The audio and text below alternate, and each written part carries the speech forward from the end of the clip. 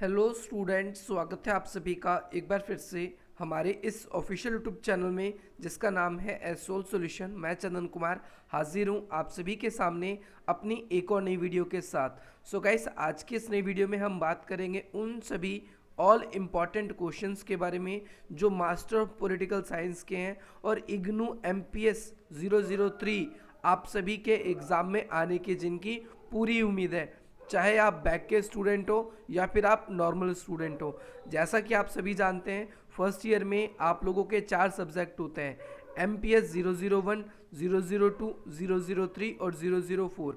तो अब तक MPS 001 उसकी वीडियो हमने बना दी, बहुत सारे स्टूडेंट्स को पसंद आई है। MPS 2 उसी डिमांड पे बनाई थी और MPS 003 जो है आप सभी की ऑन डिमांड पर आज ये वीडियो भी हम लेकर आ गए हैं। आज की इस नई वीडियो में हम बात करेंगे उन सभी इंपॉर्टेंट क्वेश्चन के बारे में जो आपके एग्जाम में पूछे जा सकते हैं और आपको उन क्वेश्चनों को किस तरीके से सॉल्व करना है, किसके अंदर क्या लिखना है, आज की इस नई वीडियो में हम बात करेंगे। तो चलिए स्टार्ट करते हैं। सबसे पहली बात तो आप लोगों को ध्यान रखना है अपने एग्जामिनेशन में, अगर आप रेगुलर कॉलेज के स्टूडेंट्स थे, NC-वैप के थे या SOL के थे, तो वहाँ पर आप लोगों को जितनी मर्जी एक्स्ट्रा जो भी आप बुकलेट लेते हो, आंसर शीट्स लेते हो, आपको मिल जाती थी। लेकिन इग्नू में आने के बाद में ऐसा नहीं होता। आप लोगों के लिए फर्स्ट ईयर में 3 घंटे का पेपर होता है और सेकंड ईयर में सिर्फ 2 घंटे का पेपर होता है। तो वहाँ पर आप लोगों के लिए एक लिमिटेड शीट आएगी, उसी शीट के अंदर आप लोगों को अपना पूरा आंसर लिखना है, उसके बाद आपको एक्स्ट्रा कोई भी सीट नहीं दी जाएगी।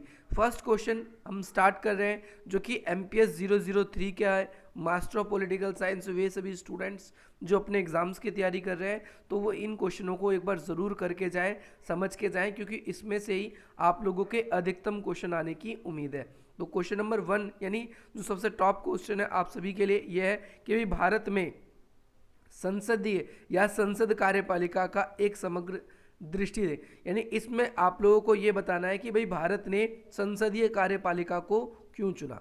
आप लोग पहले यहाँ समझिए संसदीय कार्यपालिका है क्या, इसके बाद आप अच्छी तरीके से इस क्वेश्चन का आंसर लिख पाएंगे। वैसे तो इसमें से मोस्टली जितनी भी क्वेश्चंस आप लोगों के लिए इंपॉर्टेंट, आप लोगों के लिए एग्जाम के लिए, चाहे वो MPS 1 की हो, 2 की हो, 3 की हो या 4 की, वो ऑलरेडी अपलोडेड है, तो आप उसको भी देखिए। बाकी किस क्वेश्चन में क्या करना है मैं आप लोगों को समझा देता हूँ। क्वेश्चन नंबर 1 में इसमें आपसे पूछा गया है संसदीय कार्यपालिका। अब यहाँ पर आप सभी को समझना है कि भारत के अंदर शासन के लगभग 3 अंग है, वैसे तो 4, चौथा मीडिया कहा जाता है, जिसमें विधायिका, कार्यपालिका और न्यायपालिका। लेकिन हम क्या देखते हैं कि हमारी जो विधायिका यानी जो संसद है या फिर जो शासन का दूसरा अंग है जो हमारा कार्यपालिका है, वो संसद के द्वारा नियंत्रित होती है।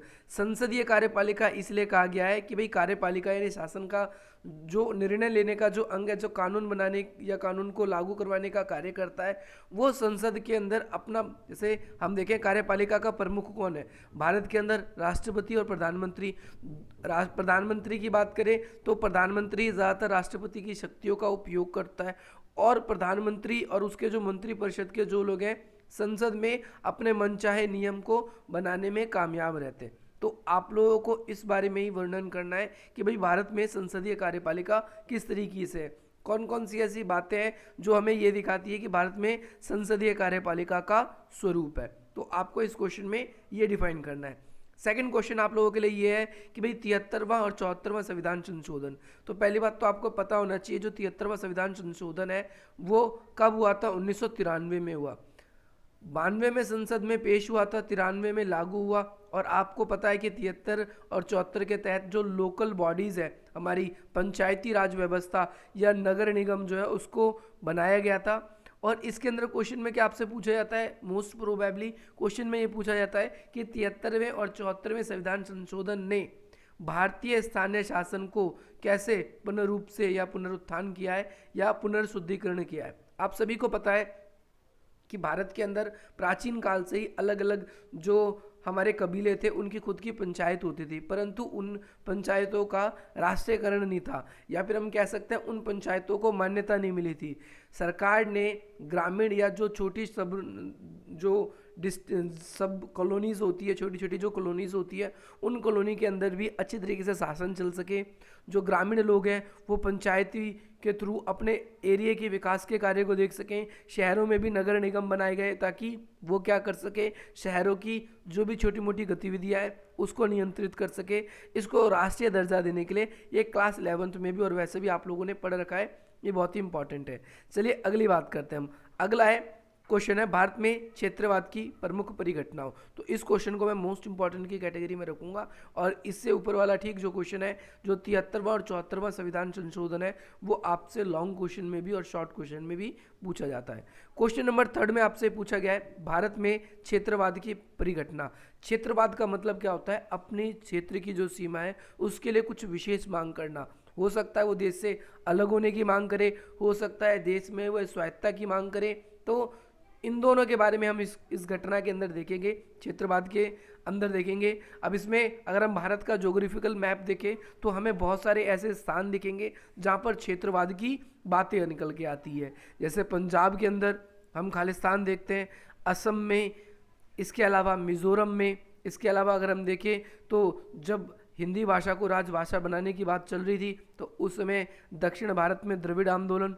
ऐसे ही भारत के अंदर कई ऐसे आंदोलन चल रहे हैं जो क्षेत्रवाद की परिघटना को बढ़ावा देते हैं और इसके अंदर हम जम्मू कश्मीर के मुद्दे को भी देख सकते हैं। अगला क्वेश्चन है आप सबके क्वेश्चन नंबर 4। इसमें पूछा गया है भारत में संघीय कार्यपालिका की आलोचना करनी है। यानी भारत के अंदर आप संघीय कार्यपालिका की आपको आलोचना करनी है कि भाई भारत की जो कार्यपालिका की जो सिस्टम है संघीय कार्यपालिका, यानी हमने ज़्यादातर जो अधिकार है वो केंद्र को दे रखे हैं, राज्य जो है वो सीमित मामलों तक ही है। जैसे उदाहरण दे, अगर 2 राज्यों का क्षेत्रफल बढ़ाना है तो वो केंद्र को दे रखा है। 2 राज्यों को अगर उसके अंदर राज्य जो है वो अगर फॉर एग्जांपल कोई भी ऐसे बड़े बड़े प्रोजेक्ट होते हैं तो केंद्र की अनुमति से होते हैं। इसके अलावा हम देखें तो एकीकृत न्यायपालिका है हमारे यहाँ पर। तो ऐसे बहुत सारे क्वेश्चन मार्क हमारे सामने निकल के आते हैं जो हमारी कार्यपालिका और जो संसदीय कार्यपालिका है इस पे प्रश्न चिन्ह लगाती है, क्योंकि राज्य के जो स्तर की सरकार है वो कमज़ोर है। कई बारी राज्यपाल के थ्रू जो केंद्र सरकार है राज्य में दखलंदाजी देती है या राज्य को अच्छे से काम करने नहीं देती। तो हम इस तरीके से इसकी आलोचना कर सकते हैं। अगला क्वेश्चन नंबर 5 आपसे इस क्वेश्चन में ये पूछा गया है जेंडर और विकास के बीच में अंतर बताना है। आप लोगों का ये क्वेश्चन भी बार बार मोस्ट प्रोबेबली रिपीटेड है, तो आप इस क्वेश्चन को एक बार अच्छे तरीके से प्रिपेयर करेंगे। क्वेश्चन नंबर 6 इसमें आपसे क्या पूछा गया है कि भाई नागरिकों के अधिकारों, दूसरा उनके हितों के संरक्षण में न्यायपालिका की भूमिका करना है। तो आप लोगों को इसके अंदर न्यायपालिका की भूमिका बतानी है कि भाई मौलिक अधिकार या फिर जो अन्य आपके अधिकार हैं उन सबको रक्षा करने में क्या भूमिका है। तो आप सभी को पता है मौलिक अधिकार की बात करें तो आर्टिकल 32 की बात कर सकते हो आप, आर्टिकल 13 की बात कर सकते हो। आर्टिकल 13 क्या कहता है, कहता है कि अगर कोई भी सरकार द्वारा ऐसा कानून बनाया जाता है जो आपके मौलिक अधिकारों को वायलेट करेगा तो आर्टिकल 13 ये कहता है कि वो अधिकार अपने आप ही निरस्त माना जाएगा। अगली चीज़ आर्टिकल 32 ये कहता है आपके लिए कि भाई अगर आप लोगों को किसी भी मौलिक अधिकार का आपका हनन होता है तो आप सीधा सर्वोच्च न्यायालय जा सकते हो। तो ऐसी आपको भूमिकाओं के बारे में बताना है कि भाई न्यायालय की क्या क्या भूमिका है। अगला क्वेश्चन है हम लोगों का आप लोगों के लिए भारत में नौकरशाही की बदलती हुई भूमिका। आजकल जो नौकरशाही है, यानी जो नौकरशाही हम कहते हैं किसे, हम कहते हैं नौकरशाही स्थायी कार्यपालिका। किसको कहते हैं, स्थायी। हम नौकरशाही कहते हैं किसको है, स्थायी कार्यपालिका। अभी आपको पता होना चाहिए कार्यपालिका 2 प्रकार से होती है। जो ब्यूरोक्रेसी है 2 प्रकार की होती है, एक स्थायी होती है और एक अस्थायी। अस्थायी में क्या होता है, जो नेता वगैरह होते हैं। स्थायी में वो सभी गवर्नमेंट ऑफिसर, स्पेशली अगर इंडिया के संदर्भ में करें तो IAS IPS भारत के ये सबसे बड़ी पोस्ट होती है। तो इसकी जो भूमिका है वो कैसे बदलती जा रही है इसके बारे में आप लोगों को इस क्वेश्चन के अंदर बताना है, जिसके अंदर हम ये बता सकते हैं कि भाई जो नौकरशाही है भारत में आज इसकी भूमिका बदल रही है। क्योंकि एक समय ऐसा था जो नौकरशाही ज़्यादातर शासन प्रबंधन के कार्य को नियंत्रित करते थे, परंतु आजकल राजनीतिक जो पार्टियां हैं वो भी भारत की राजनीतिक जो व्यवस्था है उसको पूरी तरीके से नियंत्रित करना स्टार्ट कर दिया उसने। नेक्स्ट क्वेश्चन की ओर मूव कर रहे हैं। क्वेश्चन नंबर 8 है। इस क्वेश्चन में आपसे ये पूछा गया है भारत में धार्मिक राजनीति के विकास की चर्चा कीजिए। तो आपको ऐसे बहुत सारे मुद्दे मिल जाएंगे, चाहे वो बाबरी मस्जिद का मुद्दा हो, शाहबानो केस का हो, या फिर हम बात करें तो हिंदू मुस्लिम या सिख के जो दंगे हुए थे उन सब की। तो भारत में धार्मिक राजनीति के विकास के बारे में बताना है। इसमें आप चाहें तो जात पात को भी इंक्लूड कर सकते हैं। तो कब से स्टार्टिंग हुई अगर हम बात करें तो धर्म की राजनीति बेसिकली यूपी में बहुत ज़्यादा फेमस है। और इसका विकास कैसे होता है तो इसके विकास के बारे में भी आप बता सकते हो। ठीक है, तो इन पॉइंट्स को आप लोगों को मेनली बेस बनाकर डील करना है इसके अंदर। अगला क्वेश्चन आपसे ये पूछा गया है कि भारत में ठोस लोकतंत्र की अवधारणा बताना है। ठोस लोकतंत्र का मतलब क्या होता है? ये ठोस लोकतंत्र एक प्रकार से अप्रत्यक्ष लोकतंत्र है।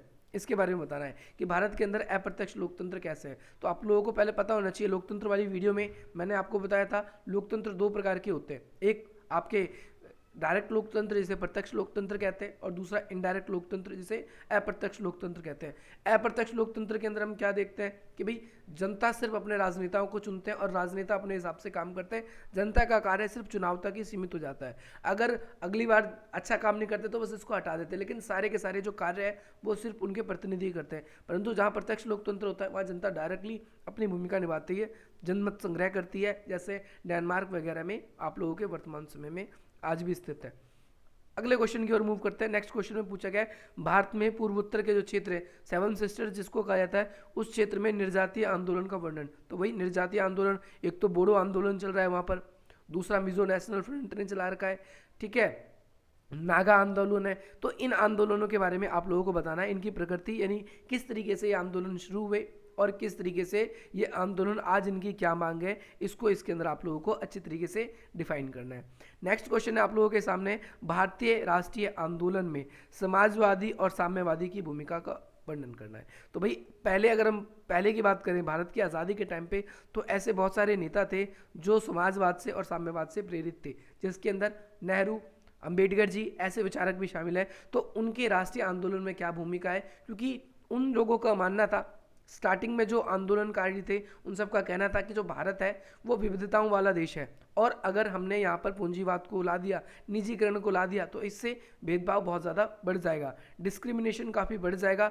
अगर हमें भेदभाव को रोकना है तो हमें साम्यवाद शासन व्यवस्था को स्थापित करना होगा। और यही रीज़न है कि ज़्यादातर क्षेत्र हम देखें जो इम्पॉर्टेंट क्षेत्र थे उसे राज्य के अंतर्गत सीमित किए गए थे।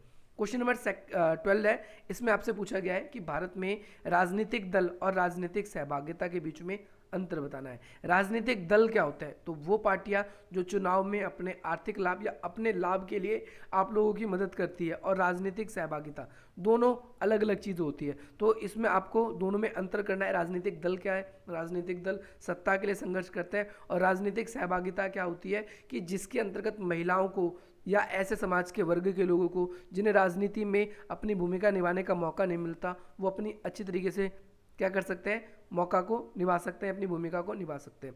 अगला क्वेश्चन नंबर 13, इसमें कहा गया है कि भारत में हुए किसान आंदोलन। तो इसमें आपके बहुत सारे किसान आंदोलन है, जिसमें आप तेभागा किसान आंदोलन डाल सकते हो, इसके अंदर और भी बहुत सारे आपके किसान आंदोलन है, इसके अंदर आप तेलंगाना किसान आंदोलन है। तो ऐसे बहुत सारे किसानों, या फिर अभी रिसेंटली आप सभी को बताया 3 जो कानून बने थे मोदी सरकार ने बनाए थे, तो आप इनके बारे में भी लिख सकते हो। वैसे इसके बारे में हमने आप लोगों के लिए वीडियो बनाई है, अगर आप लोगों ने नहीं देखी है तो आप वो देख सकते हैं। अगला, भारत में लोकतंत्र में प्रेस की भूमिका। तो भारत में लोकतंत्र की प्रेस की भूमिका सकारात्मक भी है और नकारात्मक भी है। कई बारी सरकारी मीडिया जो है वो बिकी हुई दिखती है, और सरकार जैसा चाहती है वो बिल्कुल उसी तरीके से हमें दर्शाने की कोशिश करती है।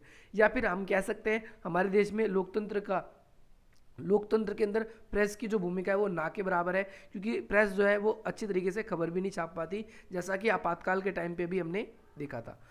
अगला क्वेश्चन है टिकाऊ विकास। आप लोगों को ये पता होना चाहिए टिकाऊ विकास और सतत पोषणीय विकास, जिसे सस्टेनेबल डेवलपमेंट कहते हैं, ये भी इंपॉर्टेंट है। ये आखिर होता क्या है? विकास करने का एक ऐसा तरीका जिसमें हम अपनी आने वाली या भावी पीढ़ी को ध्यान में रखकर विकास करते हैं। संसाधनों का इस तरीके से प्रयोग किया जाता है ताकि आने वाली जो पीढ़ी है वो भी उन संसाधनों का इस्तेमाल अच्छे ढंग से कर सके। यही कहलाता है हमारा टिकाऊ विकास।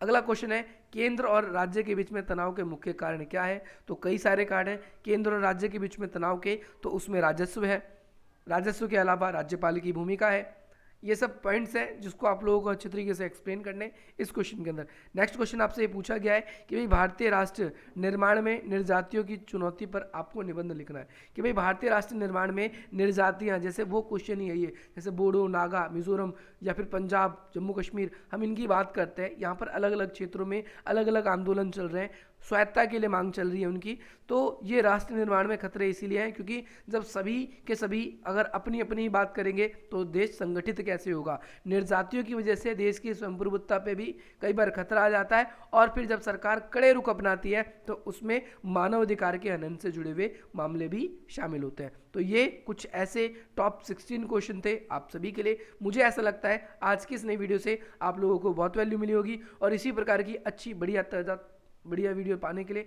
अब हमारी वीडियो को लाइक करेंगे। अगर आप लोगों ने अभी हमारे टेलीग्राम ग्रुप को ज्वाइन नहीं किया है तो लिंक डिस्क्रिप्शन बॉक्स में आप उसको देखिए। आपका कोई भी सुझाव है तो कमेंट करके मुझे बताइए। साथ ही साथ आप लोग मुझे इंस्टाग्राम पर भी फॉलो करके अपने डाउट्स को, अपने प्रॉब्लम्स को पूछ सकते हैं। बाकी अगर आप लोगों को कोई भी प्रॉब्लम हो तो आप हमसे इस नंबर पर कॉन्टैक्ट करके आप अपने प्रॉब्लम्स को सॉल्व आउट कर सकते हैं। तो चलिए गाइस, मिलते हैं आपसे अपनी अगली वीडियो में। जय हिंद, जय भारत।